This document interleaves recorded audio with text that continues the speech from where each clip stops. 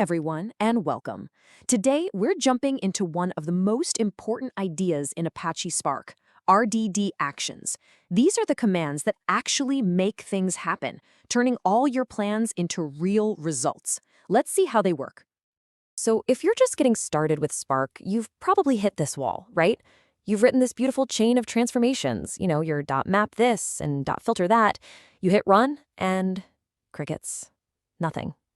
No errors, but no results either. It feels broken, but I promise it's not a bug. It's actually how Spark is designed to work. You're just missing one key piece of the puzzle. Yeah, what's missing is basically the Go button. And in Spark, that button is called an action. See, all those transformations like .map and .filter, they're what we call lazy. They don't do any work right away. All they do is build up a kind of recipe or a plan of what you want to do. It's only when you call an action that Spark looks at your entire recipe and finally says, okay, let's fire up the ovens and cook this thing.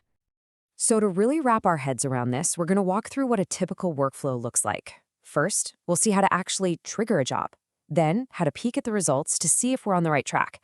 After that, how to get all our data back, how to summarize it, and finally, how to save our final output. Okay, so before we get into the actions themselves, you got to understand why Spark even separates the plan from the execution in the first place. This little detail is the secret to how it gets such amazing performance. That separation is really Spark's secret sauce. Every time you add a transformation, you're not running a job. You're just adding another step to a blueprint called a lineage graph. Spark holds onto this blueprint and waits. Then, the moment you call an action, it analyzes that entire blueprint and figures out the absolute fastest, most efficient way to get you the final result. It can smash operations together to avoid reading the data multiple times. So think of it this way. Transformations build the blueprint, and actions tell the construction crew it's time to start building. Okay, that makes sense. But now there's a new problem, right? I don't want to process a whole terabyte of data just to check if my filter logic was correct. There has to be a way to just, take a little peek at the data without running the whole massive job. Oh, for sure, you'd never want to do that. That's why Spark gives you some really simple low-cost actions for exactly this purpose. Counting is a great first step. It just tells you how many rows are in your RDD, which is perfect for checking if a filter did what you expected. If you want to actually see the data, first we'll just grab the single very first record. And take N lets you grab the first handful of records you specify. And for anyone with a database background, this is going to feel super familiar. Take N is literally the same thing as select ... limit N. It's the perfect safe way to sample your data. All right, take is great for a quick look, but what if I actually need the whole data set back in my application? Maybe I've filtered it down to just a few thousand records, and now I want to work with it locally. What's the action for that? Yep, for that you've got the collect action, and it does exactly what it says on the tin. It tells Spark to go out to all of the computers in your cluster, gather up every single piece of your RDD, and ship it all back to your main driver program, where it becomes a regular local list or array that you can loop through. But, and this is a huge but, collect comes with a massive warning. This action can be incredibly dangerous. It tries to pull the entire dataset into the memory of a single machine, your driver. If that dataset is, say, 100 gigabytes and your driver only has 16 gigs of RAM, well, your application is going to crash and burn with an out-of-memory error. So collect is only for when you are 100% certain the final result is small enough to fit in memory. So let's be super clear about the difference here. Using take is like running a select with a limit clause. It's controlled, predictable, and safe. Using collect? Well, that's like running select star on your biggest production table with billions of rows. You don't do it. Not unless you know for a fact that table is tiny.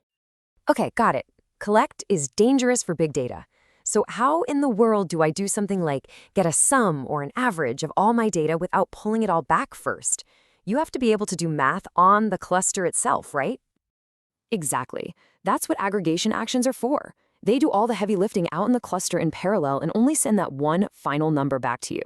The most common one is reduce. You just give it a function, like how to add two numbers together, and it'll efficiently go through and sum up everything into a single result.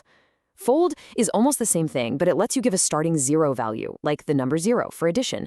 This is super important to make sure you get the right answer when Spark is doing this stuff across a bunch of different machines. Now, reduce is great, but it has one limitation. The output has to be the same type as the input. So you can sum up a list of integers and get an integer back. But what if you need to calculate something like an average? For that, you need both a sum and a count, right? Two numbers. And the final result is a single float.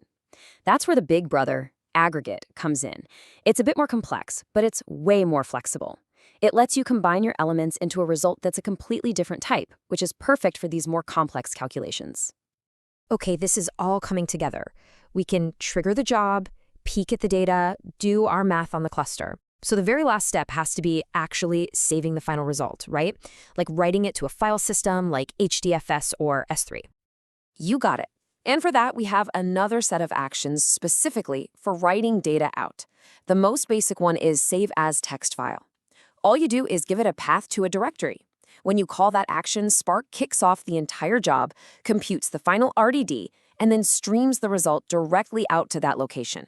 What's really cool is that each worker writes its piece of the data at the same time in parallel, which makes it super, super fast, even for huge data sets. All right, let's do a quick flyby of what we covered. We've got our safe peeking actions like count and take, which are just like your select count star and limit in SQL. Then there's the powerful but dangerous collect function, which is your select all, use with extreme caution. For math, we have aggregations like reduce functions, which are your sum or max functions. And finally, we have output actions like save as text file, which are basically like doing a data export or an insert into. The main thing to remember is this: a transformation is just a plan, but an action makes it happen.